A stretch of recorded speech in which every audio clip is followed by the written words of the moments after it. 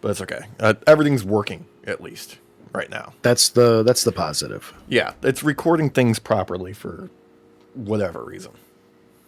I'll take that. Yeah, even despite there being a Windows update. Again. Yeah, you're right. I didn't do that. Mm-hmm. Yeah. You might get a fun surprise like I did, where it just decides, hey, I'm going to change what your microphone source is, and we're going to make it one of your monitors for whatever reason. I'm gonna do that after we're done for the day. Yeah. Not doing that beforehand. Mm. No, thank you. Yeah, no, that's No, fine. thank you. Actually, I need to fix that a little bit. Hopefully, that doesn't mess up anything. No, I already cropped you in. It was already Okay, good. like before, like I had the stuff on the sides. I'm like, no, we're not dealing with that. Yeah, angle it towards the middle so it looks better for me looking at it. So, but I'm assuming we're recording. Right now, yes, we are. Yeah, Yeah. I I did figured. the check to make sure everything was good. Then I went back and started recording again. But it doesn't matter, Beautiful. Garrett, because it's Crimbus. It is Christmas. Grimace. It's Christmas. Merry Crisis. Merry Fixmas. Yeah, Fixmas. Yeah, I've infected Yeah. you with the Satisfactory. Oh, yes, you have. I really like that game a lot. Dude, I told you, like, that is up there, and I don't know if you saw, but there's something waiting in both you and Walsh's little gift bags on Steam there for you for the Crimbus season. Oh man, I'm gonna have to look at this right now. Yeah, right now, because why not? You know, let's kill some time here real quick. Because Yeah. I got stupid things running that need to stop. Yeah. Yeah. You saw. Yeah, I see it. Yeah. I see it here. That's something for a future video. I'm not giving anything away. No, I'm we're not giving anything away. That's a surprise for the new year, we'll say. Yeah, that's a good surprise for the night shift because they're gonna look at us and be like, "Wait, what? Yeah, exactly. You guys?" Yes, us.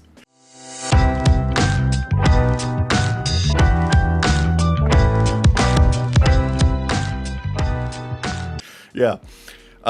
But that's something for 2025. We're going to talk 2024 because I figure main topic tonight. I mean, we'll talk about what happened this week because there was some actual like good stuff to talk about.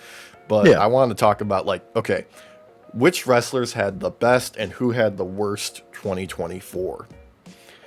Because I think there's gonna be some hot takes. yeah, I think there's some hot takes. I think like right off the bat, I think we can eliminate some of the easy ones, right? As far as like worst years. Like Yeah. Giovanni Vinci, right? Dude is kicked out of Imperium. He goes away for a little bit. They spend money on vignettes for him. And only thing he's done since then is get squashed in back-to-back matches in like what one of them was less than 3 seconds because I don't think the bell rang and then he was immediately pinned. Yep. All this money, all these promos for nothing. Yeah. That's an easy. He had a really bad year. That's an easy one. Yeah. There's no hot take there. Another easy one for us, I think, is Pure Fusion Collective. Name alone, they've got almost zero momentum. They've got negative momentum. They've never had momentum ever. Well, There's only one thing I would argue, and I'm hoping you're about to say the same thing. Shayna Baszler on her own momentum. oh yeah, but I was gonna suggest actually like before they did the like repackage as Pure Fusion Collective, they were queuing up Zoe Stark for like a feud with Trish Stratus. I do remember that. Yeah, you're right. Yeah, but I think that was in an effort to more solidify the team. Maybe. But see, it's funny because I totally forgot about that. But other than that, though, everything has been mid or worse. Yeah. And I don't know if it's the booking. I don't know if it's the writing. I don't know if these people just don't really get along as a team. I don't really know. But it's not working. Yeah, I think what it is it needs a change in like perspective. Like they need to have like a different gimmick and name mainly. The name is terrible, but like they need a different like presentation, so to speak, because okay, we're just tough real wrestlers isn't really working for anything right now. Yeah, and like I said a moment ago, like Shayna on her own, tons of momentum. Like she was great during the tournament. Oh yeah. Loved it. She came out by herself though. She didn't come out with Pure Fusion Collective, and I think she was all the better for that. Absolutely. Which is a shame because I think, the Sonya Deville, I think she is got like all the tools to be a fantastic wrestler. Same thing with Ivy Nile. I mean, she's earlier in her career than the other two, but that, like, nothing against her. Like, okay, you take some pins now in the stage of your career, fine. But she needs just more time, and I think she'll be fine after this. She hasn't really had one of those lose but gain momentum kind of situations, in my opinion. Where even though you lost, like the heat builds up for you because people still loved your outing in the ring. I feel like that when they're all together, like you can almost predict that to happen. But when they're all individually away from each other, I don't know, like, because they're all great wrestlers. Like I have no qualms either about any of them wrestling wise. Like no, they're all great at what they do. It's just for some reason this just doesn't work, man. It just doesn't. Yeah, and we could say that about somebody else. This is my probably hot take here. Chad Gable. I feel like them, like and Chad Gable with like American Made has been fumbled. Like initial like stuff with American Made, I was in love with the Creed brothers, and they put it together, and it was good. They had like one or two video packages where they were being like this ultra patriotic like goofballs, but now it's just kind of fallen apart, and they've fallen down the card. Like they could have been like good like upper mid-level card stuff, and now they're just losing, which is crazy because earlier this year where like everybody was like, yeah, Chad Gable to beat Gunther for the IC title. Oh yeah, not only that, like his match against Cody this year was great. I mean, obviously it's Cody, so you're going to get a level with him that because he always loves to put other people over. So he's going to help make Chad look great. Yeah. But it's weird because I would expect him to be such a powerhouse where he screwed over his previous team, Alpha Academy. Yeah. And started this new team. I was expecting him to have already sabotaged this team too, and move on and move up the card as a singles person, not with a team at all anymore. Because he's just the character right now is so toxic. It just makes sense to me. But that didn't happen, and I feel like they hit this plateau after Cody's match with Chad that they just didn't know what to do. And it was already on a slow decline to plateauing already before then. That was just like the final nail in it to me. And it shouldn't have been. Yeah, I just realized a massive faux pas and really an indictment of these two factions. I swapped Zoe Stark and Ivy Nile a moment ago. Oh, you did? Yeah, you did. I didn't even pick up on it. Exact. That's how bad they've fumbled these two factions. Yeah, and it's unfortunate too because, like you had said, right out the gate, American Made was awesome. Like it was a fun caricature of this more right-wing kind of nationalism. Yeah, when they like hyper nationalism. Their peak for me was when they debuted matching gear. Like that was the perfect moment. That's where they reached exactly what they needed to be, and then they dropped after that. And it's just it's mind-boggling how they messed that up because they had it, like they got it pitch perfect at that moment, and then they lost to the Wyatt Six, and now I don't even know what their next thing is going to be. And this is what's crazy to me too. We had talked about on this very podcast, about how the Wyatt Six and American Made going up against each other was perfect for both teams to help catapult them both up. And I feel like it did do that in the beginning. I do. Yeah. But I think they stalled it out too much with them. I feel like the Wyatt Six needed to move on from American Made a lot quicker than they did. and then vice versa. I think American Made needed to set their eyes on a new target to bully. And it didn't happen. I don't know. Like, it's unfortunate because here's my hot take. Because you brought up the team, but I also feel like they fumbled the Wyatt Six. Yeah, at this point, yeah, it feels that way, which is unfortunate because the one positive that's come out of this is that Karrion Kross is over. Like, yeah, Karrion Kross is a winner for me for this year because, like, he is finally, like, doing something that I'm captivated by. I'm actually, like, excited to see him get TV time because he's making the most of it. He's entertaining me. He's got banter. He's making The Miz watchable. I mean, okay.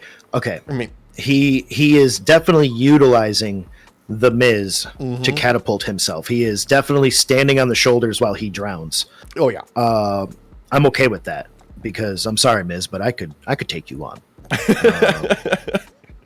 I can and I will one day. So Yeah. I'm sorry, but it's just got to be said. Like, you're not my biggest op, but you're the first hurdle towards my biggest op.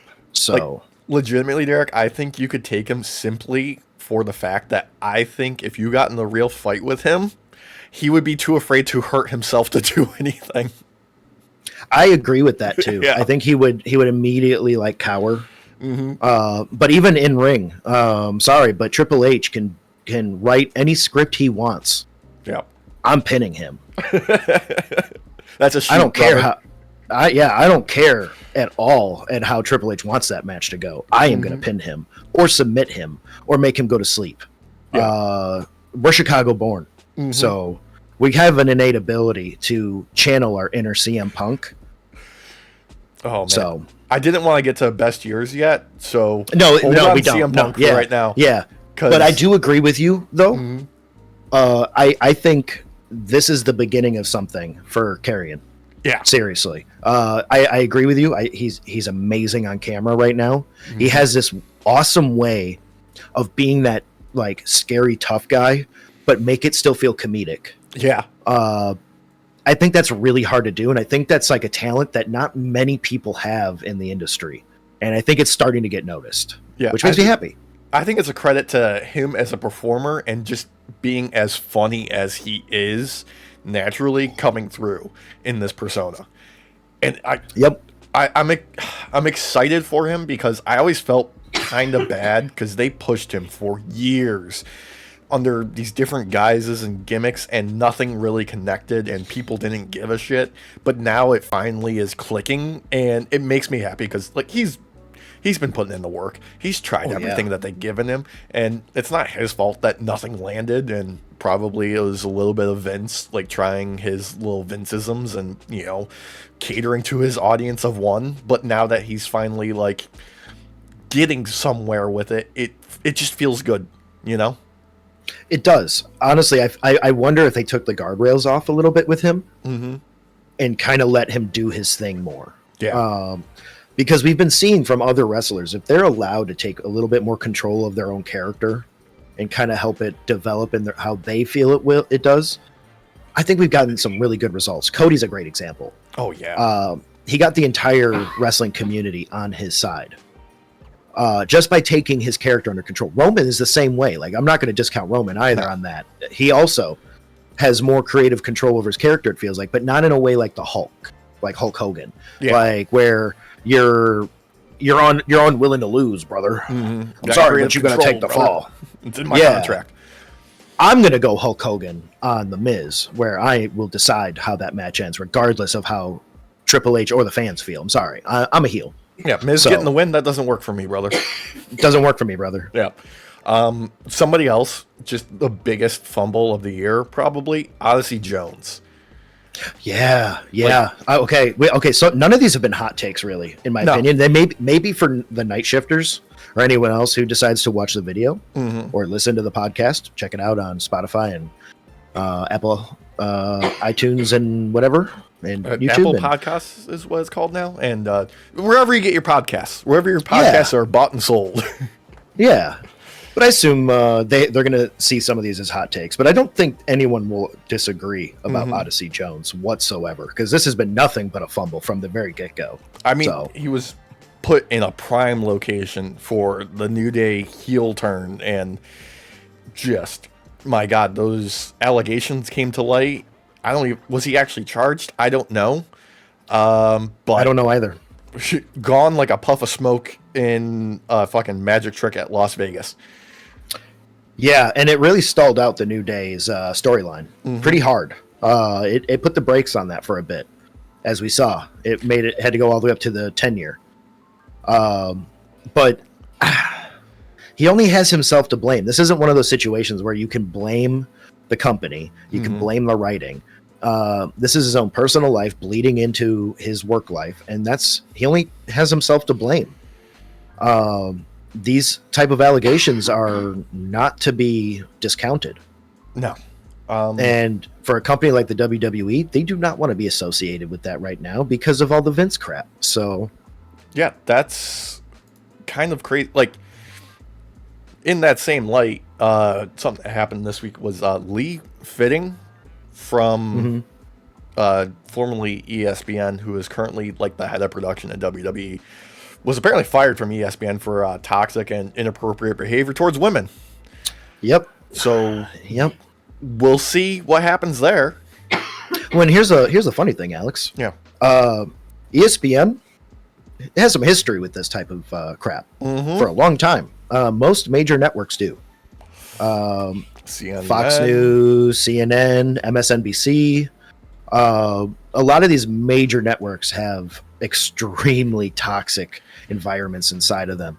Crunch times that are almost impossible to meet. Yeah. Working for free for extended periods of time because they consider you an intern for like 10 years. With the hopes of being on camera one day. So, just buy yourself a webcam. Do it yourself. Thanks, Data, for blocking the view at that exact moment you said webcam. Hi, buddy. He knew. But, back to, like, other people, I would say, I mean, if we really want to talk, maybe hot take, I would say the entirety of the LWO. Yes. I don't think that's a hot take either, Alex. I mean, Rey Mysterio is perpetually over, right? Like, there's nothing you can do to ruin that deadbeat dad's image. And yet, the LWO has done jack shit of note this year. The only person other than Rey who has gotten any real screen time overall has been Zelina Vega. Yeah. Which, do not get me wrong, I'm glad she's had more screen time. She deserves it. Like, I think she's a great wrestler. I think she's learned a lot in this year, whereas early in the year I would say it wasn't that great of a year for her. This near end of the year has been awesome for her overall because she's one of the few LWO members to keep being on TV. As for the rest of them, though, no. I unfortunately, when everything got dumbed down for the amount of hours it was going to be on TV, a lot of these teams were put on the chopping block. Tag teams on the chopping block. Big teams that have a lot of people in it that they need to find time to wrestle the fucking Bloodline or Judgment Day. Not a lot of options there because they're not willing to use a lot of them. Like, it's stupid and it pisses me off because I like the LWO. I think they're one of the better teams out there when it comes to diversity in wrestling styles. I can see that, and I do not disagree with you. They have captured like zero fan engagement, and that's really kind of like their downfall.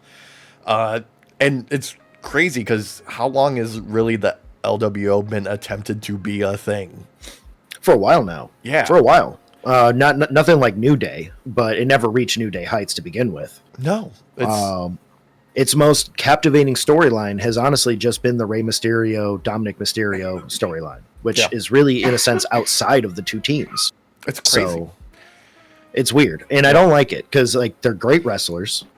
They deserve to have screen time. But this is not like a... Even though I do believe the company has the majority of the blame for this, some of it's on the wrestlers too, because they haven't gotten over with the crowd in a way that some other teams have. Yeah. But I also feel like we have to rest a lot of that on the company, though, because they're also refusing to give them screen time, like real screen time.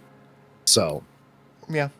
All right, let's shift gears. Let's talk best of 2024. I mean, I feel like there's easy ones. Roman, Cody, Punk, Drew. Easy. Done. Like, they have had amazing runs this year. I mean, Cody winning at WrestleMania has just gone up and up and up since he returned to WWE. I mean, he has been on, like, this is legacy building career runs right now. Yeah. I don't see them dropping the belt off him anytime soon. He's done a great job of putting other wrestlers over in a way that gives them a chance to actually not only be seen on camera, but potentially get some heat behind them and move up the card. He's one of the few people in the industry right now at his age, a younger age, that's doing that. Because a lot of times it's the old timers doing that. Yeah. Which I guess in a sense he is kind of an old timer now. Same thing with Roman, in a weird sense, because they've been in the game for so long. Because their children fucking born into this shit. They were raised on this, basically. Yeah. I mean, but I don't think anyone could disagree with Cody's year. Would I say he had the absolute best year out of anyone? No. I think it's up there, though. I think it's the best year of his career, though. It is, yeah, by and large. Yeah. Because I'm sorry, but nothing like the closest second you'll ever get is Stardust. And that's just because of the time and effort he took into painting his face every time. I was going to say was great.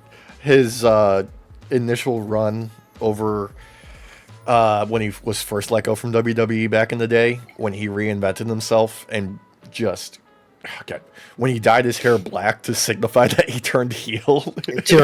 Yeah. Like, and this was just after Evolution with Randy. Yeah. Oh god, there's some great stuff there. Great stuff. Yeah. But he's been born in this shit.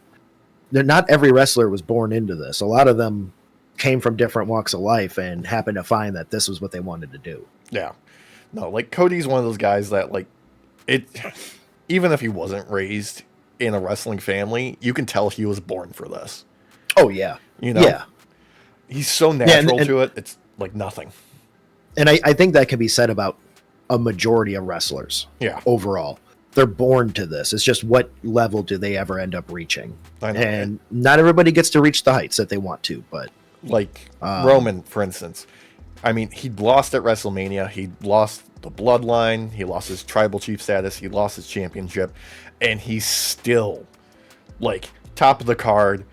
Hasn't lost any momentum. Zero aura lost. He is still like so damn captivating that like he could do whatever he wants and people are going to tune in because he is, like, you know, he said before, a needle mover. You know? Yeah. Oh yeah. It's kind of amazing because after he was gone, it wasn't quite 6 months, I don't think, but I think it was close. We talked about him nearly every week. Yeah. On the podcast. Almost every week his name was brought up at least one time in some way, shape, or form. Don't quote me on that unless you want to look back and rewatch all those, then go right ahead. Yeah, please, by all means, go right back and do that. Remember to like, comment, share, and subscribe. No, but look, like ding that bell. Yeah. It comes down to what they've crafted as like a universal story in WWE in the aspect of like Roman had a ripple effect on the entire company. Like, and we're seeing those ripples now continue throughout the story with, you know, KO, with even LA Knight and his ongoing shit with Solo, and like Nakamura's got a little bit in there too because he's, you know, got the US title now. Like, it just perpetuates, and there's these permutations on the story that ripple out, and it's this interconnected weave that they've webbed that's working. Well, and I think the biggest reason, in my opinion, this could be a hot take, mind you, everybody, but I think what binds them all together, what is that webbing, is the fact is that emotion has been brought back into wrestling. It's not just, oh, this guy doesn't like this guy because he's a face, or this guy doesn't like this guy because he's a heel. There's actual weight to these storylines. They matter. And people have emotional responses to the things that happen with these. Obviously, Bloodline, probably that storyline is the biggest one right now and has dominated most of 2024. Yeah, easily. I would say Bloodline as a whole has had one of the best years that it's ever had. But the Roman, since losing, that moment he lost and he went and he hugged Paul Heyman, and you could tell there was a lot of emotional weight there with losing that belt. I think they realized on that with him, like they realized with Cody, the emotional weight with him finishing the story. And they capitalized correctly on this. I think a lot of it has to be on Roman's shoulders for that going over the way it did, because he's the one who's acting these things out, showing real emotions to the audience, and we're getting a different Roman Reigns now, but not. He's the same Roman, but he's matured. He's learning, where before he refused to learn, and I think that says a lot. So yeah, I think what you're touching on is probably the biggest thing that they've really been hammering home this year, is that they're not forgetting their own history as characters or as a company. Like, everyone is no longer suffering from amnesia of what happened last week, you know? yeah, It's all a part of the story. It's all being integrated. It's all moving forward. Like the icon, the revolutionary, Seth frickin' Rollins. Yeah, the architect. The architect, thank you. He's interwoven into this perfectly too, because there is a ton of emotion there. Right off the heels of WrestleMania, working together with Cody, sees Cody working with Roman later on, is confused and angry, just like Sammy was with Seth and how he was acting. Like, the fact that they're actually using history with these characters to perpetuate the storyline, I think makes it a little bit easier on each one to add that emotional weight to their portion of this story. Yeah. And I think WWE is honestly all the better for it, personally. I don't think that's a hot take. No. It could be. Maybe. I mean, here's a hot take for you. Andrade. I mean, there was some fun stuff with the Mellow Best of 7 series, but that's it, man. And that was like, okay, I was checked out by like game 3 or game 4 with that one. I don't like watching baseball. I like to play baseball, but I don't like to watch baseball. And that was baseball. I constantly fell asleep during those matches when I was too tired and watching these things late at night. Yeah. And I feel bad because I like both of these wrestlers. I think they're great. They stuck around too long with that storyline.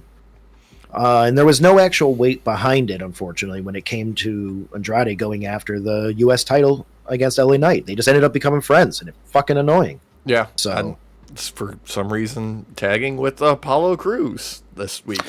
For whatever. We'll get there. We'll get there. Yeah, but yeah, I don't disagree with you. This might be a hot take, maybe, but I do believe that originally I would say that Liv Morgan has had one of the worst years, and I would say it was utter trash. I now say it's mid. After the Saturday Night Main Event match she had with Io. Yeah, I think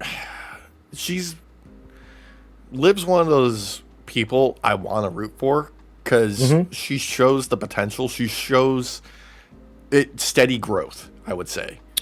Yeah. You know, like it feels like they've stalled her out previously in the past, and then she's dropped down and she's had to kind of rebuild.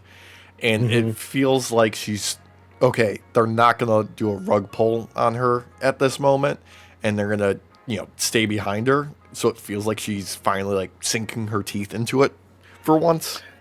Yeah. I honestly, man, I think that headshot she took from Io's knee changed things. I think it completely changed the game for her. She became a beast in the ring after that. She was already doing great in that match, like both of them. Yeah. But like a fucking switch was flipped right there and then, and things changed, at least for me. So like for the last quarter of wrestling, I would say she's had an amazing go. I can't say that because of all of it. Well, yeah. It's mid now, but it's mid. Yeah, it's averaged out to mid, and that's fair. Yeah.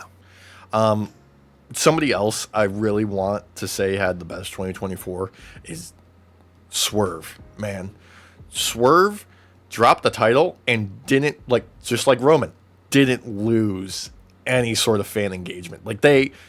You say whose house and they still do the call and response like nothing happened. Like, he's one of those guys that you do not need a belt on, but he is one of those guys that will make that belt mean something. And I honestly think a lot of it has to do with the emotional weight he has added to these things. He knew what it meant to have the title on him, and for people of color to see a non-white person hold that title, not just hold it, but hold it amazingly well. Yeah. They didn't fumble that like gender, like it wasn't anything like that. This was AEW. This is one of the best calls they ever did with him, because he took that title, he made it mean fucking something. Yeah, and his feud with Hangman, work of art. Like, that is top level AEW stuff right there. Yeah, and unfortunately, I feel like they just haven't been able to grasp that magic again with other wrestlers. Swerve still has that magic about him. Hangman still has that magic about him. Everybody, they're still over incredibly well. But some of these other storylines are just not resonating as well as the Swerve Hangman one did. Mox. Death Riders. Yeah. Oh, yeah. No, trust me. That one, there's a lot of weight with that one. I just feel like, unfortunately, people aren't watching it as much as they should, because AEW does have some issues and stuff, obviously. All wrestling promotions do.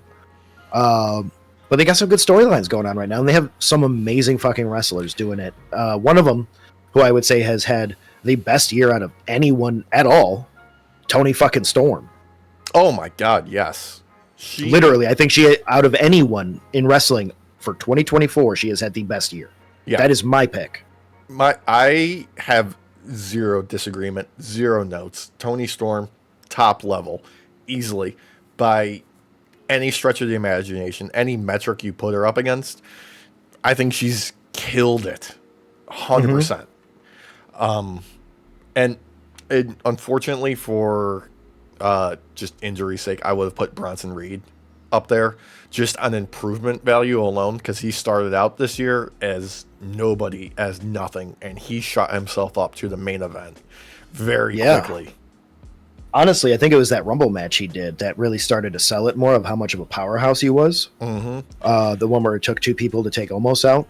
Yeah, and then that back-to-back 6 tsunamis on Seth to write him off TV. It's like they lit the fuse, and they're like, okay, let's see what you can do. And he ran with it, and my God, I'm not devastated, but I am so sad that he's out with injury for, who knows how long. Yeah, that I wish he had made it to the finish line before the fuse hit the end, because then a very specific bone blew up. Yeah. I hope that he recovers from this completely and has no alterations in how he walks or anything like that. I wish nothing but the best. Because it would have been between me, or between I had the best 2024 in wrestling history. Yeah.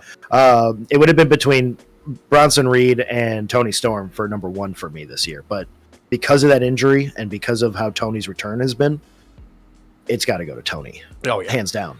Yeah. So, somebody else I want to throw up there near the top, probably not the tippy top, but Kyle Fletcher. Dude went from being like a hanger-on to Will Ospreay to, no, you need to pay attention to me for all these reasons. Like, he demonstrated a fantastic ability to work on the mic with a live crowd, to adjust to their response in real time, and just the work in between the ropes is like, oh, I need to pay attention to this guy. He's a future, world champ, easy. Oh, easily. Yeah. Give him 5 years. He's going to have multiple belt titles under his belt. I'm a little sick. I'm sorry. So it's hard to come up with good puns. I'm already bad at it. It just makes it worse. It's okay. So But absolutely, I think we have to talk about these guys as a pair because together they really made 2024 a year to watch. But Drew McIntyre and CM Punk. yes, I do believe they are also in the running. They're in that third slot for me for best feud of the year. Yeah. They found a way with needling each other with real life shit, stuff outside of the ring, to keep this interesting. And I think a lot of that weight has to go onto Drew's shoulders. His social media game was fucking S+ tier. Oh, yes. Or if there's anything above that, whatever the highest grade you can give, like that orange red gear color that you get when in a game where it's like that's the best, he's up there. Yeah. With that. And his return has been amazing too. Mainly because, again, feeding off of history, what he's doing makes sense in his return. So, yeah. And let's give it up to Punk for just laying out things in a way that he's mastered it. Like, he has mastered all aspects of working people, as long as he drops like the little bit of meta knowledge that nobody cares about, like the snide remarks about AEW that the WWE crowd doesn't care about because they never watched AEW to begin with. Right? You know? Yep. God, that man is a wordsmith. Yeah. I think a lot of that comes down to, again, emotion. He has a way of giving you this raw feeling during his promo work. He has a way of kind of showing you behind the curtain, fourth wall breaking, but not in a KO kind of way. No. Where he just knows all. Like, he knows these little tidbits. He's like, I'm going to share it with you because you deserve to know. And I think it fuels the fire a lot more for some of these feuds, like especially him and Seth. He's like, I don't think about you ever, but secretly I fucking do. Yeah. Because you're amazing and I love your rise in your career, and I can't like not talk about how awesome you are, but I fucking want to kill you. It's just great. It works so goddamn well. That's why, like, some of these longer feuds in WWE only work when you recognize the weight of them and the history behind them. They don't work otherwise. Otherwise, it's just like, oh yeah, we never feuded 10 years ago. What are you talking about? We're all hunky dory. Like, no. There was some fucking fallout, some real shit that went down, and we need to capitalize on that. And that's why they're main eventing the first Raw on Netflix, they're treating like it's history making, because it is. But they're treating it like another WrestleMania almost. Like, it's not quite there as far as like PLEs and all that kind of stuff is concerned, but they're treating it like it is. Oh yeah, like this is giving me day one vibes. This is giving me day one vibes. Oh, Derek, you unplugged your microphone. Nope, there it is. Okay, you just went completely silent for a second there. What the? My phone fell. I'm not plugged into my phone. It fell over here. My. I think you just kicked something for a second, knocked it kind of loose, and it slotted back into place. I'm sick, everybody, and I don't know what's going on. I can't be on medication. Tolerance for it. Like, you you give me Tylenol, and I'm fucked up like someone on fucking meth or something, or like pass out type shit. Sudafed, fucking NyQuil, Dayquil, I trip, so I can't be on anything. So I'm just like, ugh. Oh, but man. yeah, lightweight. I am a lightweight. I totally am. Yeah. Look, I want to say one last like worst 2024, despite having the potential. Tiffany Stratton. Yep. And unfortunately, I don't blame her for this. I think this is the company. The fans are behind her. They want her to pull the trigger with this fucking briefcase. Looking at you, Triple H. Yeah. Like, what the fuck? Like, come on, man. Like, you've had so many opportunities. Not only where it would catapult her character and her storyline, but would bring the fans behind her even more for standing up to a family abuser like fucking Nia. Yeah. Like, And she look- put hands around her neck in such a way that I'm still jarred by it, and it's like burned into my fucking brain. So, like, both of them played that part really well. Why hasn't the company like capitalized on this? It's bullshit, and I don't think it's the wrestlers. Yeah. And look, I am fully prepared to eat my words on this if he pulls another miraculous storyline beat like with the New Day's turn on Big E. Yeah, it could as happen. of right now, I don't see it. I feel like it's just been a waste of time. And the problem is I feel like we've kind of been able to tune in on his thought process with some of these storylines to where we've been able to actually foretell what's going to happen. Because they've been using foreshadowing properly for the first time and following through. Right. Like we're not soothsayers. Right? We're not psychics. Like we just paid attention. Mm-hmm. We used more than just visuals. Like we heard things too. Like it was great. Mm-hmm. I just don't know why they're like. We've discussed this before she ever had this fucking briefcase. That goddamn briefcase stalls people's fucking careers, man. Mm-hmm. And I hate it. I mean, look at probably the best use case of a scenario where that stall. I already paid know. off. Yeah, Damian Yeah, I already Priest, know. Yep. Right? Yep. Like stall. Eventually, the cash in, massive success off of that, and then unfortunately now he's kind of fallen back into the same place. And that's a mixture to me. It's like not a 50-50. I think more of the weight's on the company, but there is a lot of weight on the wrestlers too. Damian not excluded because there's been some real bad pins, ones that are very questionable during his reign and his rise. So it's understandable. Yeah. I don't know, man. Tiffany though, they did her dirty because the fans fucking love her. We just watched Elimination Chamber, the one with Becky Lynch and Naomi and all that, and I forgot at how fucking good Tiffany looked in that match because it's been a minute. There's a lot of matches we watch. It's hard to remember everything. But goddamn, like they have a gold mine with her. Like that's one of those few scenarios where a athlete has come into the WWE and had the riz to move forward. Yeah. And somebody else that I'm looking forward to in how they do in 2025 is Mercedes Moné. Because after that match with Statlander at the pay-per-view, like, okay, she's found her groove again. She's back where she needs to be. She's doing the thing. Like, she's remembering how to be who she is. Mm-hmm. And if she can keep doing that, like, she can break through her previous ceiling of, where she topped off before. I think she could rise higher.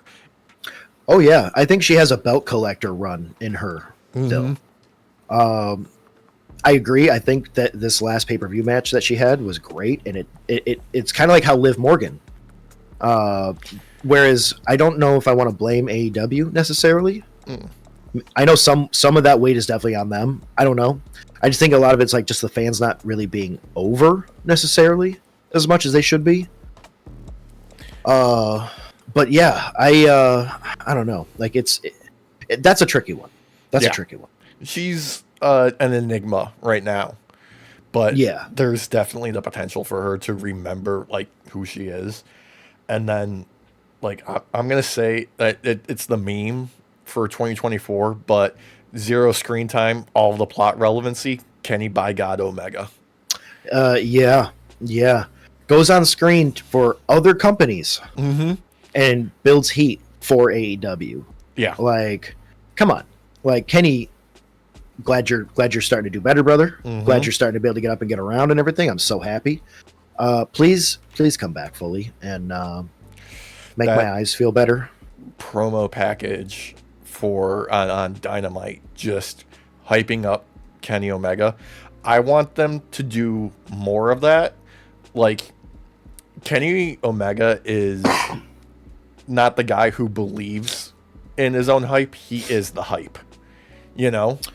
I want them to do another video package this Wednesday, even more hype than that one. I want them to keep doing that until he is back on my goddamn TV screen. Honestly, if I could have my way, I would have fucking George Michael's version of Kenny Omega back again. Yeah. When he did that George Michael lookalike The cleaner? outfit. Yeah, the cleaner outfit, dude. Yeah. I don't know why, but he pulls it off a million fucking times better than George Michael ever fucking did. Yeah, that's because he's the Terminator, not George Michael.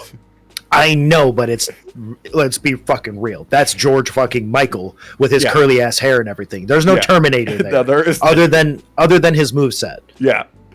Oh my. Okay. Can we talk about moveset this past week?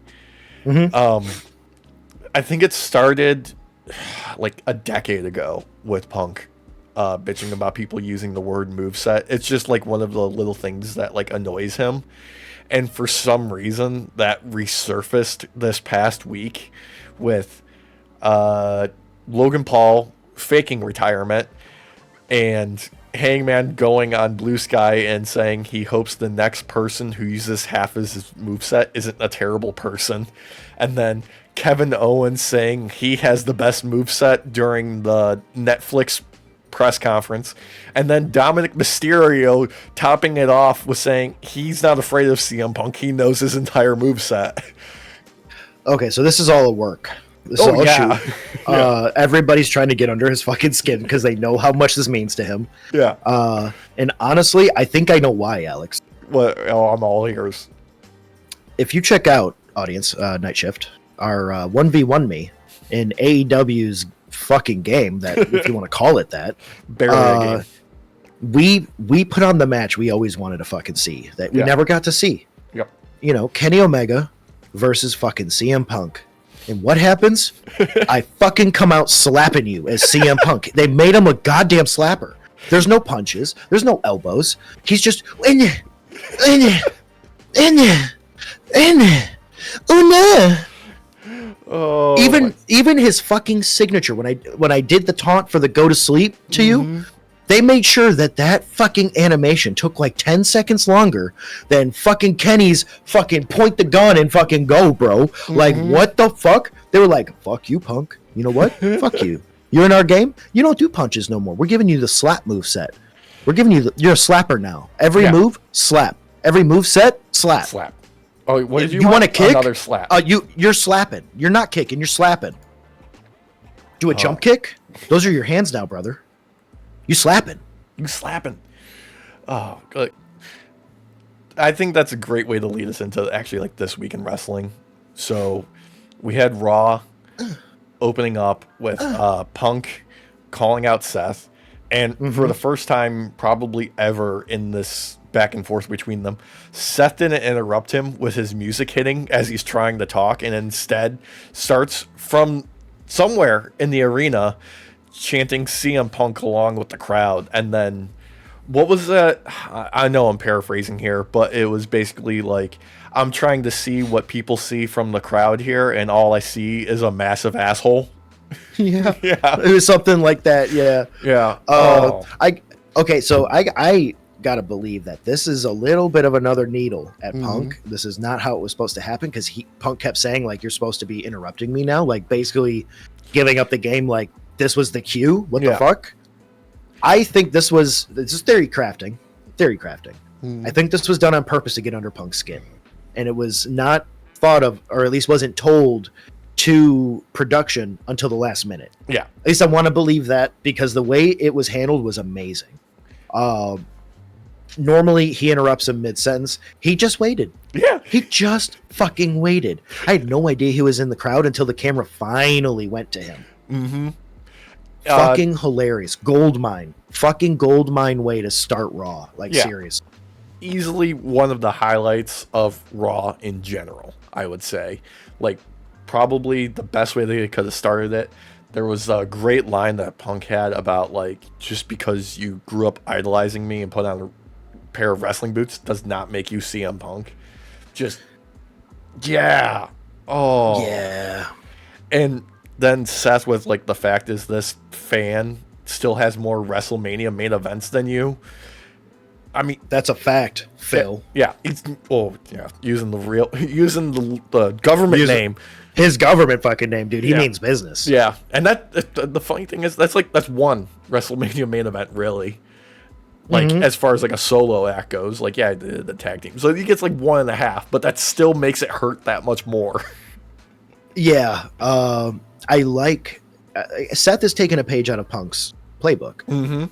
You know, everybody knows the pipe bomb. It's famous. Oh yeah. You mix reality and actual hatred you have for some people, even though you might still admire them in many ways because you grew up admiring them or watched them as you got older. In Punk's case, there's still some hatred there. There's still some jealousy. There's still some rivalry ship there to be had. And these are the two type of people you can have where they can simmer it down and let this fucking roux kind of golden brown before you add in the milk and heat it back up again. Like, bro. This is cooking off to probably like something that, as long as the match is good on the debut on Netflix, it's gonna just be fantastic to see what happens afterwards. Like, this is one of those like storyline progressions that they could build off of for the next year easily. Oh yeah, I could very easily see Seth come out and muddy Punk's win against Drew. Yeah, I could see it vice versa as well. Like, I feel like he's that perfect triple to bring in to where you could have a 3-way kind of rivalry. Mainly because Drew sees everybody as a threat. He tried to get Seth on his side, and it didn't fucking work. Seth likes to go solo, so he likes to play that game. Yeah, like, but it's great though. Like, him being intertwined into this because there's real emotion and real history behind these 3 fucking icons going up against each other over the years, whether it be actually in ring or just fucking needling the shit out of each other in real life. Like, you have to do it this way. Yeah. What I'm fantasy booking right now in my head is a WrestleMania match between Seth and Punk comes out to his AFI music. Yo, wearing the old school fucking whites? Yeah. Dude. He's got the shorts. He's got like the, oh god, they do like the mist on his entrance. And it just builds as he slowly makes his way to, oh yeah, that's what I want. And Seth does that thing where he does the like only the one part of his bangs dyed blonde for it, like he had in the Shield days. Honestly, I think we're about to get a return of a Shield like Seth Rollins. Yeah. Trying to hold to his roots again and dye his hair and wear a fucking vest. When really it's just a back brace, so he quits fucking his back up. Oh god, yeah. Please stay healthy, Seth. It's like, for real, dude. Come on, man. We're utilizing you in WWE 2K24. Check it out, GM mode, by the way, every Friday at sometime. I don't remember what time we release, but it's usually in the morning, I think. Yeah. For me, it is, I think. It is. Anyways, he does moves in there that he cannot do in real life anymore. Like, physically can't because his back's so fucked up or his knees are so fucked up. That man, during WrestleMania, when fucking Cody overcame fucking Roman Reigns to become the undisputed motherfucking champion, Seth had to be picked up by like 10 wrestlers to even stand up again. Yeah. Like, fucking literally. He gave it everything in those back-to-back WrestleMania nights. He earned that time off. Like, holy shit. He looked like he was about to fucking cry with how much pain he was in. And I don't blame him at all. Yeah. He had an injured back during that time. His knees, like, he's already looking at replacement for his knees. So, like, this fucking shit does a number to your body. And he's like, he's like the one that's like the poster child for it, in my opinion. There's a new poster child. We'll get to that when we talk. AEW. Oh yeah. No, you're right. You're right. Another highlight of this show was New Day going to change in the locker room, and Rey Mysterio being like, "No, nobody wants you here, dog. Get out of here. Kick rocks. Go home. For what you did, everybody hates you." Yeah, when you have Rey Mysterio literally pointing out the obvious like that, you know this is working. Because Rey will forever be a babyface. There's Yeah. nothing he can do about it at this point. He can continue to go down the path of never talking to his son other than to beat the shit out of him. Yes. Rightfully so, though. Sure. Yeah. Sure. He can do all he wants in reminding Dominic that of all the birthdays that he missed because he preferred to not be there because Dominic's a little piece of shit. Mm-hmm. It doesn't matter. He's a babyface. Yeah. He's a babyface. So, perfect lineup in my book to help. If you weren't already sold on New Day being heels, How could you? This was Yeah. the final bit. Yeah. This was like, okay, if you're not paying attention, here you go. This is like us talking about The Witcher. I'm reminded of The Witcher the other week, Mhm. where if you paid just the slightest bit of attention in the first like 5 fucking minutes and didn't skip the first like 4 cutscenes of The Witcher 1, you would know you would eventually end up probably playing this woman that is now the main character. Like, fucking God. I loved there was it was circulating online where like this chud incel became self-aware on like 4chan of being like, why is everybody pissed off? Like, her face structure is almost identical. She's just a little bit older and looked like she's got some new scars from years of being a witcher. She's like, her lips have actually gotten fuller. Like, why are people mad? Her ass filled out. Like, they're allowing her to wear tighter clothing. Wait, what? You're getting everything you fucking want. Like, God, I'm sick. So my ability to go into anger mode is a lot easier Yeah. right now. And like, these fucking chuds, they don't know. They're the dog chasing the goddamn car. Okay? They don't know what to do once they fucking catch it. And The Witcher 4 is the perfect example of that. They bitched about fucking what's their name? BioWare's new game. Oh, sorry, I Dragon can't Age, think of it right now. the Veilguard? Yeah, they bitched about that. They bitched about this other one, this Alpha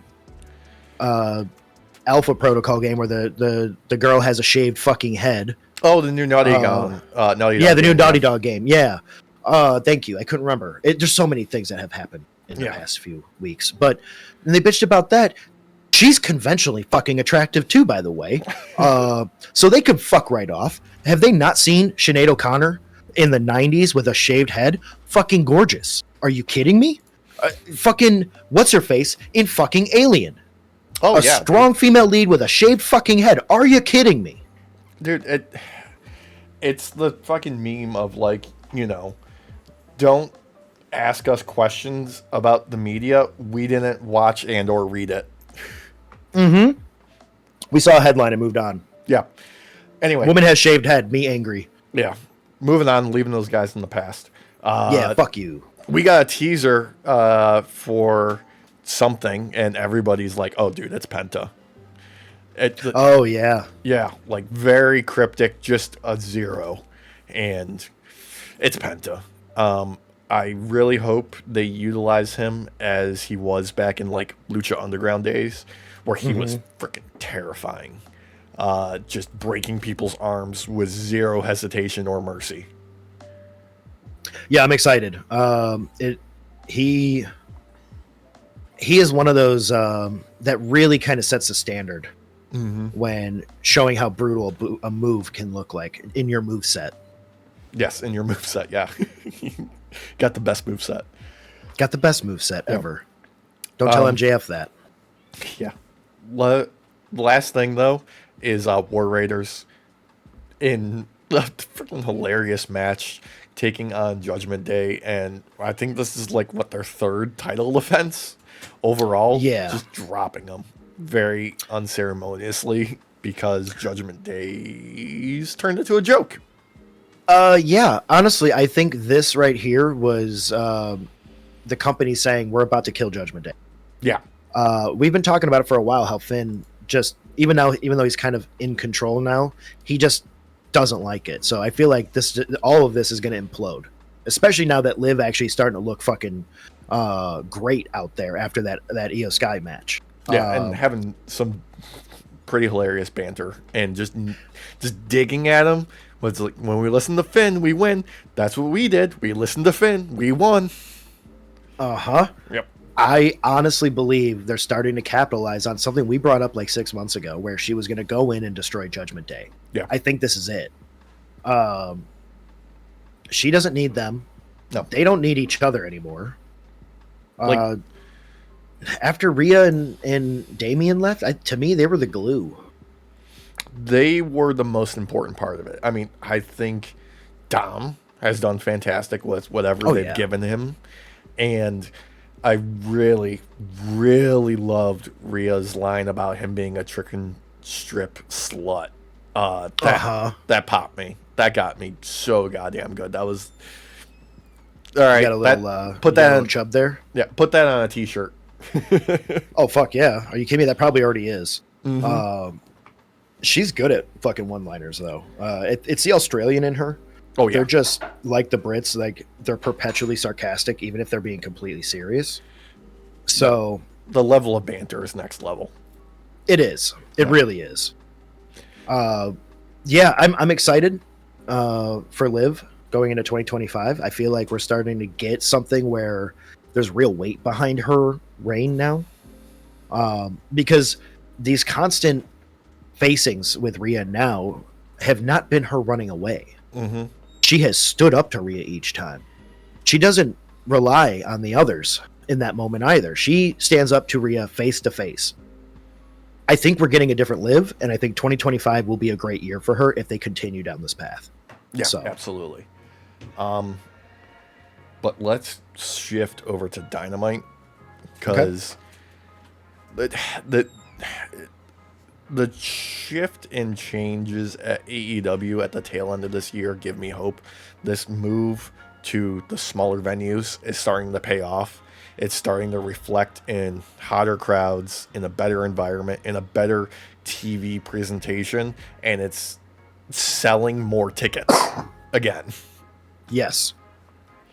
Honestly, I think it's working overall in the positive. I think it's giving them perspective again on what to focus on, because they try to go too big too fast, and a lot of companies that do that, not even including wrestling at all, just companies in general that get real big tend to crumble, like Crumble. Mm-hmm. Oh yeah, wow, nice. That was nice current event joke. Thank you. Yeah, thank you. Because that's how the cookie crumbles. Okay, too far. That was too much. That was too one much. too far. That was one too far. Yeah. Yeah. But no, opened up with Mercedes versus Anna Jay, TBS title defense. Once again, good match. Good match. I really want to give Mercedes credit because she made this match work. I agree. You know, I completely agree. Selling is top level. She made Anna Jay look like a legitimate threat.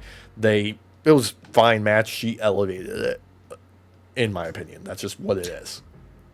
And in many ways, she's the new Cody, or is meant to be kind of like the new Cody in AEW, helping put other people over while keeping herself up. Mm-hmm.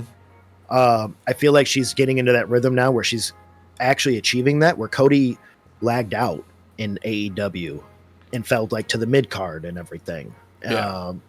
I feel like she's really holding her own, and I'm excited more so now to watch her matches than I was before.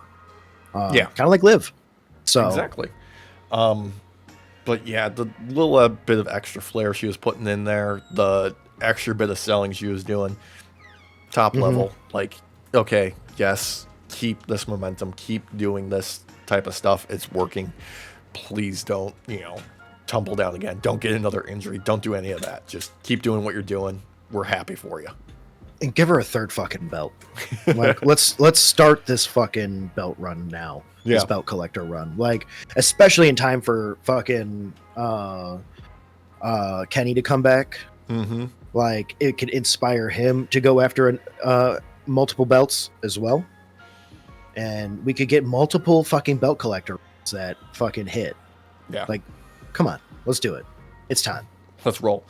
There was a great bit of Jay White being the funniest guy on the planet without even trying, where there was a backstage segment with him, Orange Cassidy, and they're talking like, oh yeah, like, here, we got this match coming, and Hangman just storms in. But what got me was Hangman storming off, and Jay White was, at least you wore a matching jacket. We look like a team, basically. I love it. It's a great way to kind of like add some humor into this. Mm-hmm. Right going leading into the match and everything. Like, it's great. I love it. I love that Orange Cassidy is the only adult in the room. Which is awkward, to say the least. Yeah. Taking everything the most seriously. Yes. It's a different man. He is an angry cup of orange juice. Yes, he is. Freshly squeezed. Yeah, like with rage. It's like I was gonna say, like they left the pulp and fucking rage in there. Mm-hmm. It's working for me. They're like sprinkle in some time as heat build up and allow him to fucking shoot fiery fucking orange juice at everybody. like a mist. Like he's got orange mist. Dude, call it the tang. The tangerang, and he spits fucking tang venom at you because tang tastes disgusting. Yeah, astronauts drink it though. Well, yeah, but that's because they have to. They don't have a lot of options. They don't have it. They don't have options like Drake has brother. No, they just don't. They don't. So why don't they sue Spotify over it? Anyway, right? There was a tag match with Hook and Shibata versus Nick Wayne, Christian Cage. Christian Cage just once again elevating other people and making them look great. Shibata being one of those guys that you just like, oh, dude, how are you so cool? Just how? That suplex that Benjamin did to Mortos was amazing. Oh, we didn't even get there yet. Oh, I'm ahead of you. Haha, I'm sick. Yeah. No, because before that we had MJF come out and give a seemingly heartfelt promo only to show off pre-serum Steve Rogers photo of Adam Cole. And okay, I forgot about that. Yeah. Goddamn, was that good. Yeah, that was so like he went there. And I want to jump into like their barbs back and forth on Collision because like if this had been it like 2 months ago when Adam Cole returned, they could have geared this up for the last pay-per-view and it would have been fine. This is what it needed from the start. I get there was logistics at play. MJF was recording scenes for Happy Gilmore too, so they had to work around that. But this is what it needed. Is he going to be Shooter McGavin's son? I have no idea. I don't care. I just want to see what happens. Because that's what I feel like he's going to be. Yeah. He's going to be Shooter's son. He's going to come in going, ta-da! Yeah. I eat pieces of shit for breakfast. And he actually like has a bowl of shit and he starts eating it. Mm-hmm. Yeah, he'd do it. That. Yeah. He would. You know he would. Because it would just be a Snickers or something. Oh, yeah. Like, what was it Baby Ruth that was in the pool? It was a Baby Ruth. Yeah, that's what it was. That's just a Baby Ruth. I honestly believe that if they had started with Adam Cole and MJF, like their rivalry when MJF returned, I think his hyper nationalist persona might have worked better. It might have paired off better against Cole. I understand Cole with injuries and everything. Obviously, this is dream scenario, but I do believe that would have sold better. Yeah, I think if they just waited till both of them could do stuff live in a ring together, it would have had a better result. Because that's what works. That's what these two guys excel at, particularly with their shots back and forth on Christmas Collision, where I don't know if you caught it, but I watched most of it last night and then caught up to the rest of it. But just Cole being like, you went to Turkey 2 times and your hair still looks like shit, and MJF being like, I'm sorry, I'm afraid you might have some cavities, too bad you can't see your dentist anymore, and just digging at each other. It works. It honestly does, though. That's the funny part. Yeah, that's why it's a dream scenario. If they had both been in at the right time, that would have been a perfect first pairing. Yeah, honestly. And something else that's working is Ricochet coming out to do that promo only for the Hurt Syndicate to be like, no, dog. But Lashley just manhandling him And MVP taking that card, ripping it up, being like, nobody likes a kiss ass. Get out of here. And like this doofy, like delusional goofball heel shtick for Ricochet. Perfect choice. I agree. I agree. I think he's not serious enough for Hurt Syndicate. Mm-hmm. And I think AEW listened to the fans on this one. Yeah. He puts too much real drama out there in the world for them to get behind him like they are behind Bobby Lashley and MVP. Mm-hmm. It's unfortunate in many ways, but he can't keep his mouth shut. So, and he says just dumb shit, and it works now. In this aspect of like, I think it was on social media after the show, he's like, no, the homies didn't mean that. They weren't going to hurt me. We're close. Like, you see them actually give me a beatdown? Nah, dude, we're good. Honestly, I think this is a way to help catapult Ricochet over. Because as much as I love seeing him in AEW, I do feel like he's been floundering a bit. He hasn't had the best 2024. No. But he's got been good.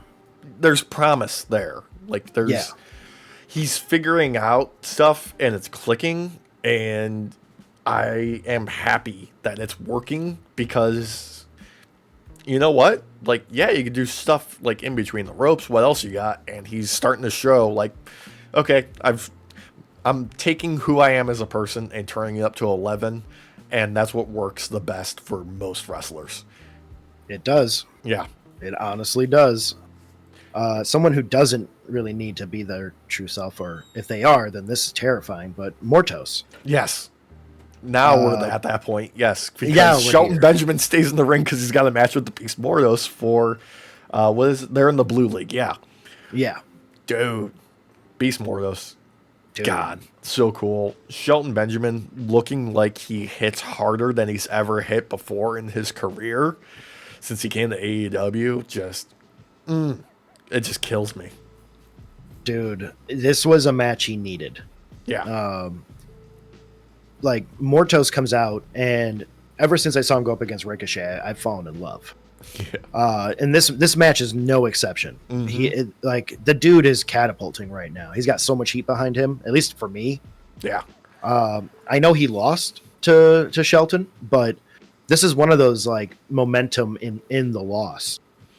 Yeah. Because this match had just enough time to hit all the notes that I needed for this to be a pretty damn good match. So, dude, like, Mortos has that certain quality where you can put him in the ring and he's going to make that other person look as good as he possibly can, which means he will be utilized indefinitely in the future. Yeah, I'm just hoping he's not going to be the punching bag forever. Yeah, I don't want another Dolph Ziggler. Exactly. Like, I want a belt on this man. I want him to actually catapult out and get a ton of wins. Mm-hmm. I think having someone like him kind of brings back that old vibe of wrestling where you'd get these more insane kind of characters. Yeah. Crazy looking characters. It works. Yeah. Kind of like how like Shinsuke wearing a portion of the samurai helmet, either the mask or the top, works really well because it has that mystifying kind of like craziness about it. Mortos is no different. Yeah. I think that mask and everything works, whereas masks in AEW I think are shitty. So, for the most part. For the most part, yeah. And when you can do the things that he does at his size, I mean, my God, there should always be a place somewhere on a roster for a guy like that. Oh yeah, like I had said earlier when I jumped the gun, that suplex that Benjamin did to Mortos, it was smooth as fuck. Yeah. Credit where credit is due with Benjamin, of course, but Mortos sold the shit out of that. Yeah. Like bravo to both wrestlers. I think this is one of the better matches, personally. And then this one ended with, Shelton gets the win, and then the rest of her syndicate is going to, put the beats on Beast Mortos. Got saved by Garcia and Briscoe. But, they got, eviscerated by, Bobby and Benjamin.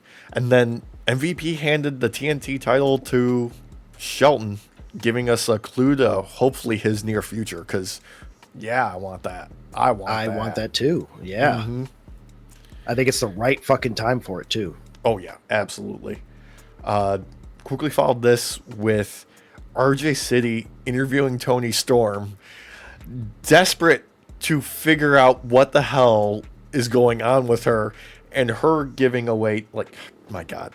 I mean, she is just the best, right?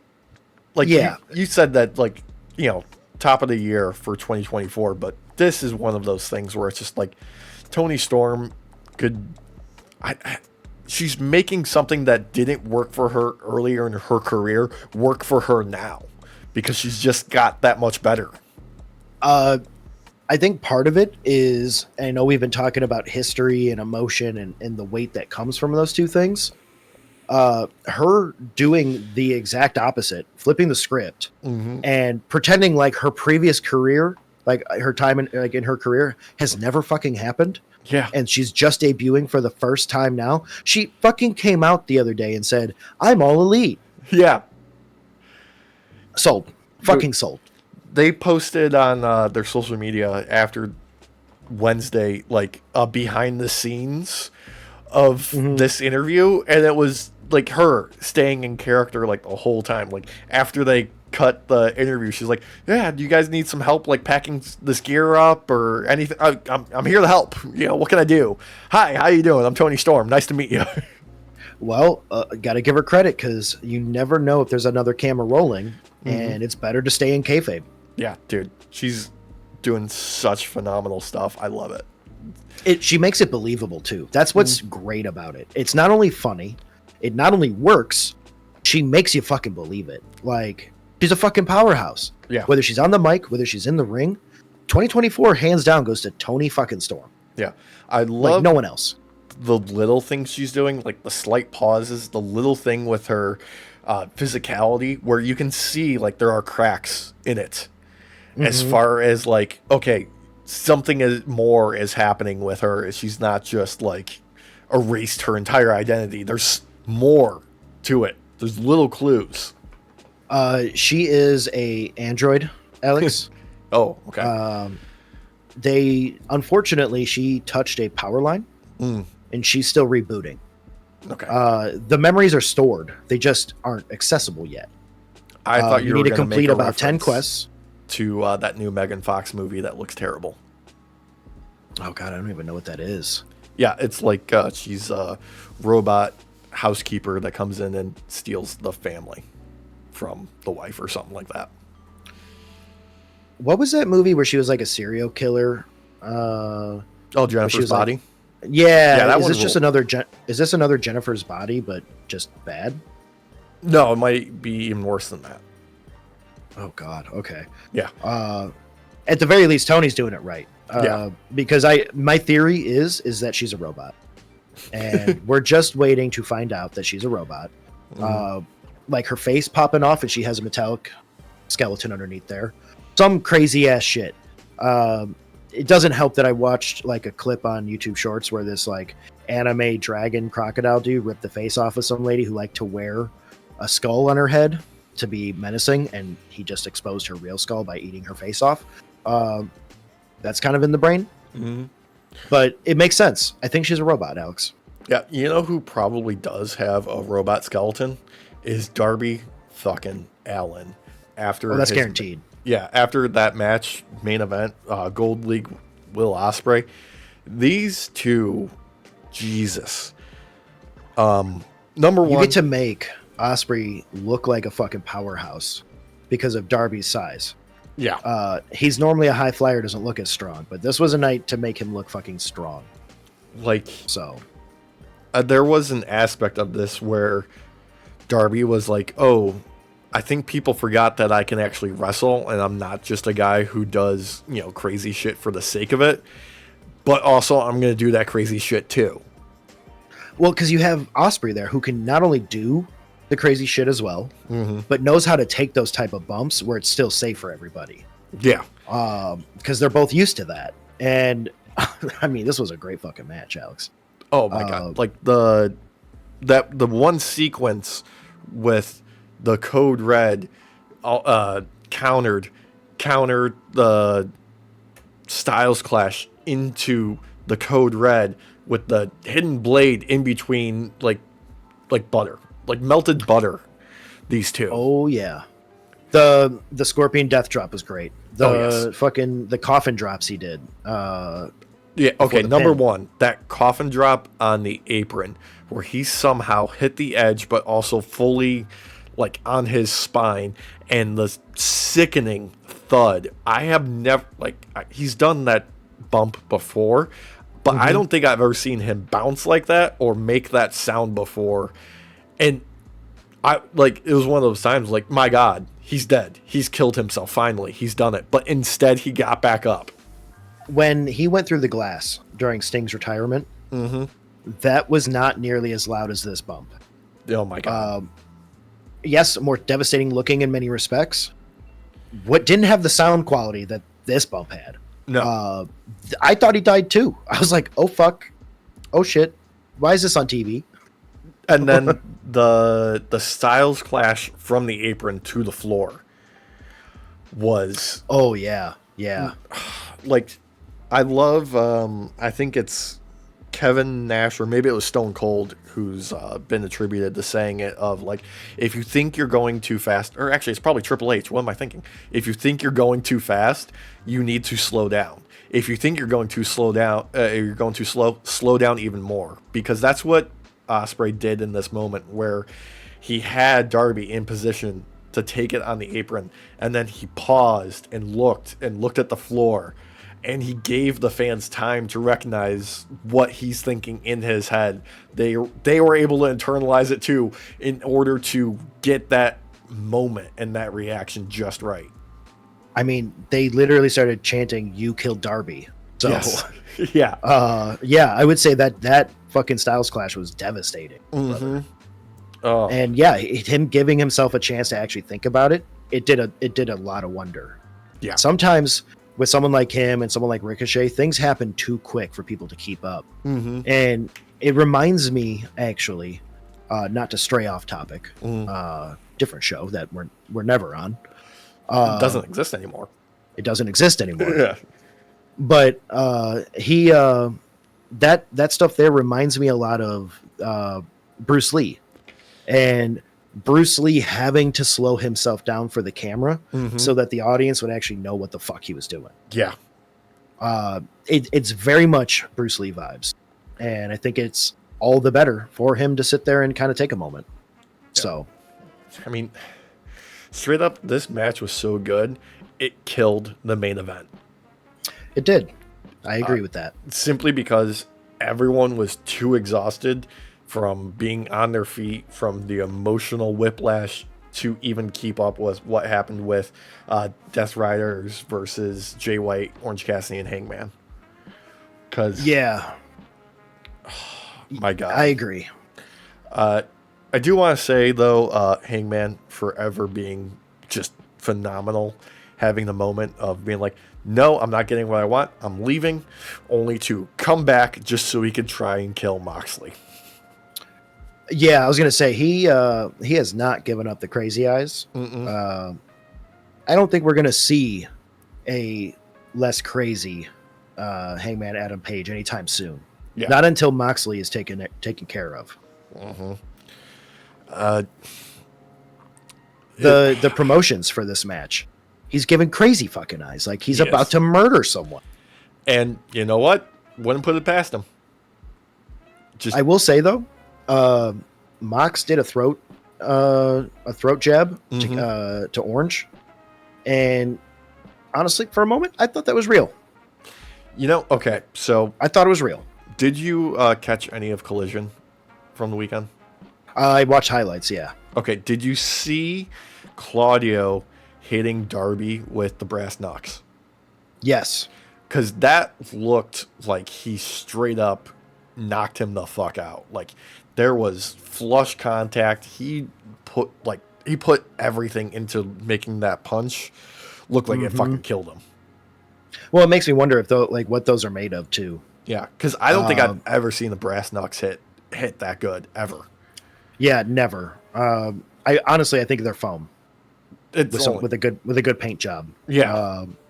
Which I'm okay with. I'm not saying bring in some real ones or nothing like that. Mhm. It looked really fucking good. Yeah. Really fucking good. And like overall that match, my God, Darby once again just taking crazy bumps. Claudio being the goddamn beast that he is. Like I honestly, I feel like he is possessed by a demon for the things that he is able to do. Oh yeah, Garen fucking T, because like that man has always surprised me. Mm-hmm. He's a big dude, but he's also a fucking high flyer type of dude. Yeah. Someone you wouldn't expect, like kind of like how Ivar, you wouldn't expect him to be able to do the things he does from first glance. Mm-hmm. God, I love him in the ring, man. He makes everything look brutal. And like the level of precision he has with his counters is another thing. Like his technical ability just matches what he can do physically. And it's something to behold. Like the dude's an artist in between the ropes. I completely agree. He had a good year, 2024. So Yeah, like honestly, I want to see him start adding more of the seals to his gear. Just like he's leveling up as a fucking space marine. Like let him roll, dude. Do it. hell yeah, I'm down for that. Yeah. You also have to let Chelsea add more of her own face to her gear, though, every match she has. So no, just do it regardless. Every time she's on camera, there's another one. when the camera pans back, there's a new one. Yes. Every time. Absolutely. Hey, longest reigning U.S. women's champ. Yep, that's right. Mm-hmm. That's right. No one has ever even attempted to come close to her record. Mm-mm. And I think it's got to be said. She's a game changer. Mm-hmm. If Tony hadn't had the year she had, Chelsea would have potentially been the number one. Yeah. I mean, talk about somebody who really capitalized on everything that they were given and it paying off. Yep. Fantastic. She is one of my favorite wrestlers out there right now. So Yeah, hands down, I think she's like most people's, like probably this year, absolutely the year she had. Now, if it wasn't for probably Darby and Claudio, the only other highlight on this show, I mean, Ricochet and Will Ospreay again facing off this time with a Continental Classic match. yeah, These two, just they have like just so much chemistry, and Ricochet leaning fully into the heel aspects, like in between the ring now. There was a moment where I think it was like the first picture-in-picture, because they're in the Hammerstein Ballroom for this collision, and they were throwing toilet paper at him. He grabs some of it, wraps up a little bit of it, wipes his taint with it, and then rubs it on Will's face while he's on the floor on the outside. Just hell yeah. okay, yeah, dude, keep it up, keep doing your thing. And a fantastic bit of booking for this finish, where they made it look believable, as Will Ospreay is climbing to the top rope. He's getting situated. Ricochet's on the ground. Ricochet kicks the ref into the ropes, causing Will to fall and crotch himself to set up Ricochet to hit him with the spirit gun and get the win, making it look like a fuck up that they just happened upon was choice. And I think it was posted on the social media directly after, but Will confronting both the ref and Ricochet about it after the fact. Like, hell yeah. Oh God. Just making Yeah, that's one of the everything highlights I saw, and it was great. Yeah. It looked like a fuck up that like was rehearsed a lot and done really well to still look like a fuck up. Yeah. God, those two together in the ring though, it's always gold. You know you're gonna get gold. So It really, like, it didn't have the same stakes as some of their other matchups, but it didn't matter. no. Yeah, you didn't need that though. Mm-hmm. Because you wanted to have a good time watching this match, and these two are always gonna give that to you. So Yeah. yeah. There was also the Shelton Benjamin and Daniel Garcia Blue League match on this show. Fine, great. It was Shelton just beating the piss out of Garcia. and Garcia sneaking out a win. The real highlight was after the show because like Shelton had some words about like, once this tournament is done, it's me and you and it's going down. Ooh. And MVP being like, there are no words. We don't need to say anything because actions speak louder than words. And as they're walking off screen, Bobby Lashley just being like, let's go hurt these kids. I love it. Yeah. I love it. Yeah. It's like Habib in UFC Mm-hmm. when he faced up against Conor McGregor and like scared the shit literally out of Conor's crew and like beat the holy living piss out of Conor to the point where he fucking said, I'm done, and decided to cut the match early and piss off fucking Habib even more, Yeah. causing him to go and beat up everybody else. That's Hurt Syndicate now. Yeah. Also love Bobby Lashley dressing like Clark Kent. Uh-huh. Yeah. Oh, yeah. Yeah. The glasses, the suit, the whole thing. Yeah. I'm waiting for him to come out in a Superman outfit, but it'll say Lashley across the chest. No, you don't cover that chest up. You just put on the red trunks. Oh, no, you spray paint it on. Yeah. You paint it on there. Mm-hmm. Semi-translucent, so you can still see through. So, And you can do the Yeah. Big E peck dance. yep, Yeah. that's right. I'd say there was some stuff to talk about on SmackDown, but it was, pre-taped for the holidays. It was fine. Yeah. Enjoyed Jimmy attacking Drew with the crutch. That was was good. fun. Gargano versus Shelley. It's fine. It's fine. There's some Yeah, there was some good promo action before this with Gargano and Ciampa very clearly being like, oh, here's the misdirect that you have to anticipate of Ciampa coming in to interfere. They played it well. I enjoyed it, actually. It was fun. oh yeah, I'll stay right back here. Yeah. I won't move a muscle. And then Bloodline versus Knight, Cruz, and Andrade just being like, we need to give these guys something to do, basically. I mean, it set up Shinsuke coming in Yeah. pretty well. I will say that Shinsuke stole the show with that match.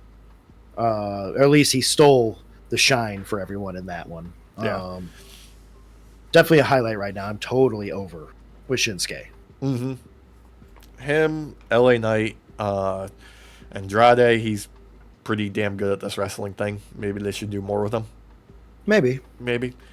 Who knows? And then the other fun bit of business, Owens, always just walking around with that winged eagle belt, calling himself a champ. I mean, that was a weird call on how to count that one. It was. The ref was not in the ring. So, even though I don't think he should have the belt, there's an argument to be had there that was a faulty finish, where he's got some legs. So, Yeah. Fucking dumbass Grayson Waller effect also on this show, only to lead into Braun coming out dressed like Santa and Carmelo being like, hey, this wasn't fair last time we faced off. We should go again because I didn't learn my lesson. basically, yeah. Yeah. And he didn't. And then he got chased through the backstage area for... Forever. It's probably still running now. Probably. I mean, Braun Strowman's that guy. He'll just run through a wall if you put it in front of him. So He may not be as fast as you, but he's got more endurance. He's gonna keep going. He's just gonna wait for you to tire yourself out from sprinting. Just like a Jason or a Freddy, like a serial killer type. So yeah, my personal deep hope is this leads to a situation where Carmelo Hayes is getting carted off in an ambulance, and we get another Braun Strowman, I'm not done with you yet, and he flips it. that would be great. Yeah.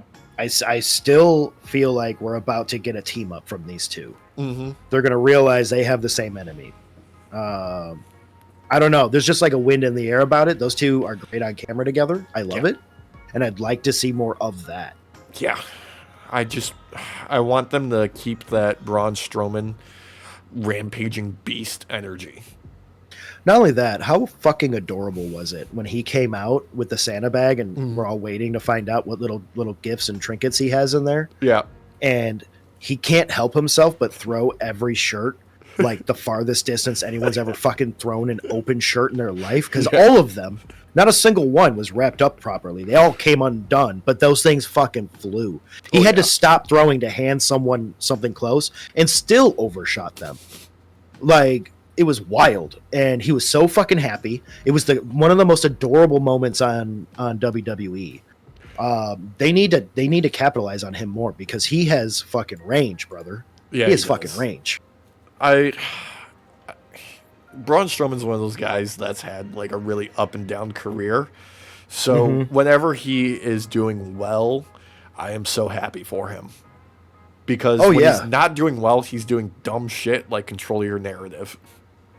Yeah. I think he stole the show with the Grayson Waller bullshit. Because it seemed like his frustration was actually kind of real. Yeah. With them. Like he actually wanted to murder them too. I know.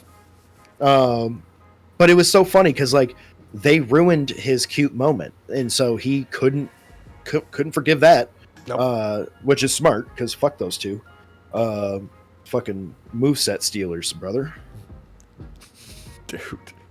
Moveset stealers. Can't let it go. Oh. Nope. And then last of all, we had the Raw on Netflix kickoff event. A couple of news items out of there. Pat will be around next year to be on Raw with Michael Cole running the desk.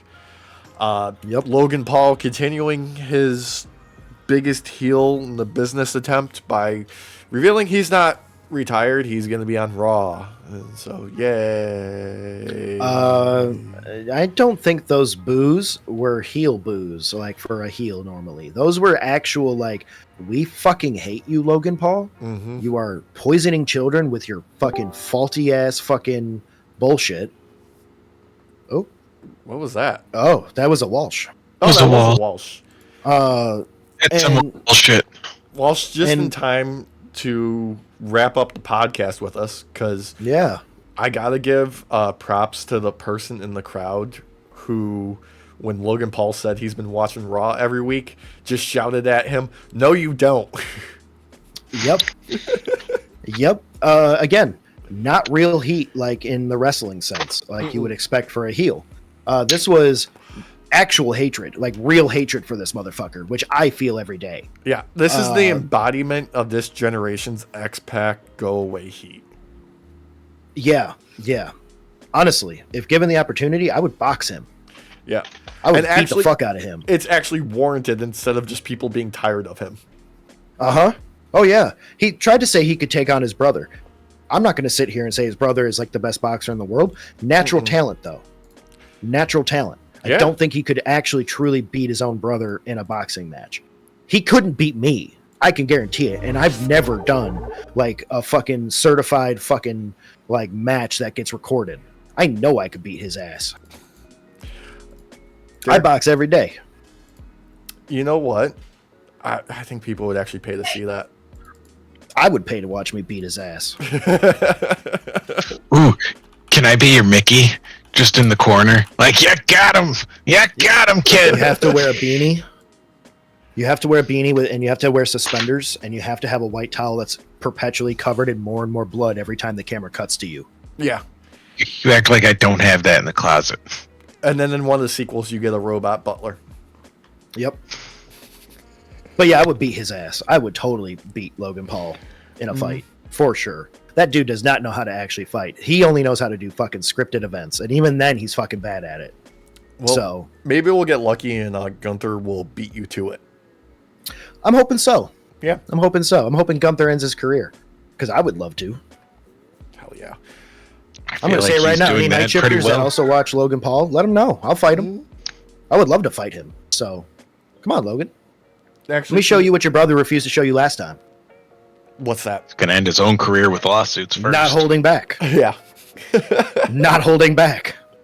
That match between those two, fucking Jake held back. And I'm not going to sit here and sing praises for Jake, but the dude knows how to box. He has the fundamentals. He just didn't have the time. Level. Yeah, he just didn't have the time. If this dude started that career as a teenager or like a preteen, that dude would be a powerhouse right now. A fucking powerhouse. but he's a piece of shit. So both of them. Yeah. Yeah. So Sorry there's- for going off on that, but yeah, I'll fight you. I'll fight you and Miz at the same time, brother. Well, that's easy. They'll just not do anything, and you could just hit them. They'll be like, "Oh, That's true. Yeah, Miz ain't gonna do shit." That little Miz metal can be the hand he ring has. girl. Yeah, Yo, yeah. hell I'm yeah. gonna bring out the numbers every time. There's one more wrestler I want to talk about this week before we wrap up.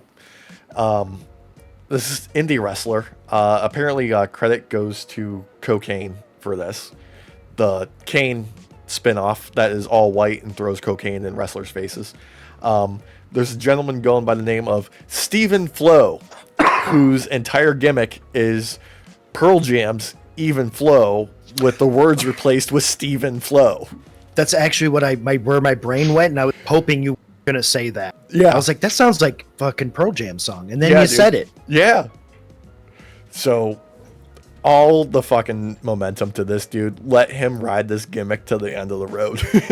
Why do I feel like I'm gonna hate watch him and still fall in love? Oh, dude, you're gonna fall in love and not even hate a bit of it. Like, I never once tried to hate watch Joe Hendry because I fucking believe in Joe Hendry. Yeah. I'm afraid Unfortunately, that this might TNA start- does not. No, they do not. But I might believe in cocaine. I used Yeah. to be very highly against cocaine. Yeah. You've made an argument, Alex. Yeah. You've made an argument. For the folks at home that don't know who Cocaine is the spin-off of Gain, which is a rainbow-clad Kane that is gay, which is a spin-off of Blue Pain, who used to be Blue Kane, who used ice powers instead of fire, like Kane. Yep. We never actually got the true third one, like a Pokemon style. We never got the Zapdos. We never got the Zap Cane.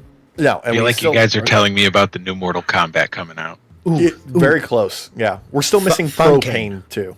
Thun Cane. Damn it, that's a good one. Yeah, That Propane's a good one, but Thun Cane. yeah. And he comes out to Thunder. What about Thunder. Sugar? What about Sugar Cane?